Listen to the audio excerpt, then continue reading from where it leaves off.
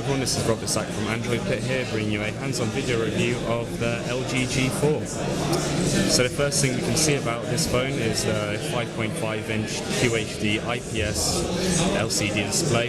LG calls this the quantum display, which means that the picture is clearer, colors are more vivid and saturated and natural, and viewing angles are better than ever before.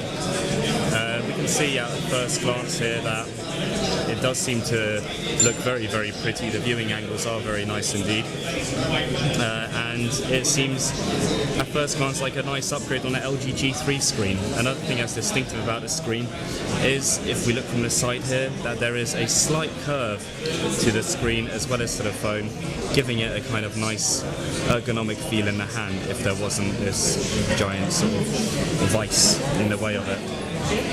Around the sides of the phone, it's a nice super glossy metallic finish.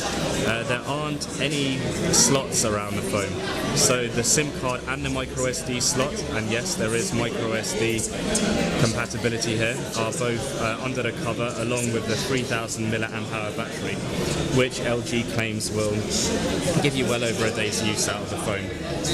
As you can see on the back here, it's not the famous leather-backed finish that you've been hearing about for the LG G4.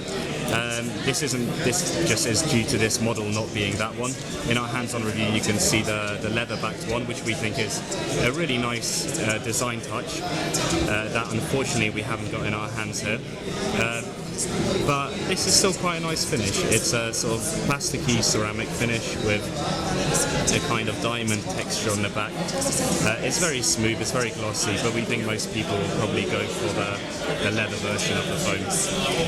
Here we have the 16 megapixel rear camera. It's got optical image stabilization 2.0. It's got a 1.8 f-stop aperture, so it's going to be able to take pictures very nicely in low light conditions. The camera software has also got sort of light trail mode and slow and long exposure shots in the night, so you can take some really good night shots with this. Here, this isn't actually a dual LED flash according to LG. This thing here is a color spectrum sensor, which is supposed to give images much better color saturation and much more vivid colors overall. That's something we'll have to put to the test when we have a full review of the phone. Rounding off the features on the back is a little button here which lets you take pictures nice and quickly without having to switch the phone on.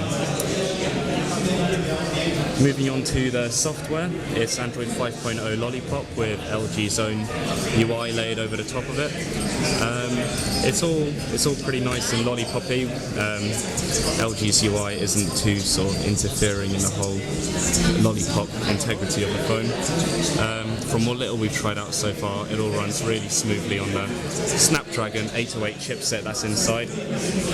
It's only a 6-core chipset, the Snapdragon 808, rather than an octa-core, which surprised some people who thought that LG would want to keep up with other flagships by having an octa-core in there. However, LG claims that anything an octa-core chipset can do, a 6-core chipset can do just as well.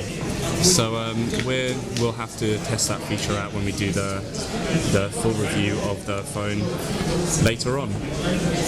So first impressions are pretty good. It's something a little bit different to other flagships, thanks to the curved display, the curved chassis, and not this version that we have here, but the other version with its leather back. And of course, as usual, the LG screen looks pretty outstanding at first glance. However, to find out more, you'll have to stay tuned for our full review, which will be coming out soon on AndroidPIT.com.